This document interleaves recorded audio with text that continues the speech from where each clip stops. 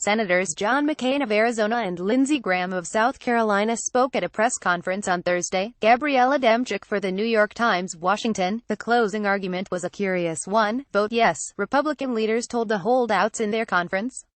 We promise it will never become law. After 7 years of railing against the evils of the Affordable Care Act, the party had winnowed its hopes of dismantling it down to a menu of options to appease recalcitrant lawmakers, with no more pretenses of lofty policymaking, only a realpolitik plea to keep the legislation churning through the Capitol by voting to advance something, anything. They ended up with nothing. By the early morning hours of Friday, the animating force of contemporary Republican politics lay in ashes, incinerated by 3 Republican senators: John McCain of Arizona, Susan Collins of Maine and Lisa Murkowski of Alaska.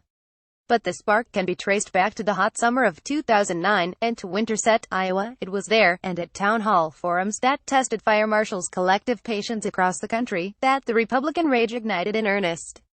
Senator Charles E. Grassley, the state's senior senator, was scorched after protracted negotiations with Democrats on what would become the Affordable Care Act.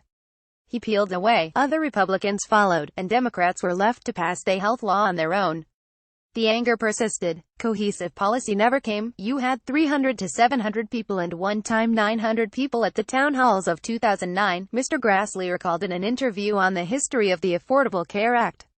We had to hold the town meetings outdoors, and the audience, I never had that sort of anger. In Winterset, Mr. Grassley fanned the flames about so-called death panels, saying, "You have every right to fear. We should not have a government program that determines you're going to pull the plug on grandma," Mr. Grassley said then. Senator Susan Collins of Maine provided one of the 3 Republican no votes that doomed the effort to kill the healthcare law. Gabriella Demchik for the New York Times. The election of Mr. Trump was supposed to be the unlikely answer to a 7-year question for Republicans: how to make good on their agenda-defining oath to undo President Barack Obama's signature achievement. But if the death knell came with Mr.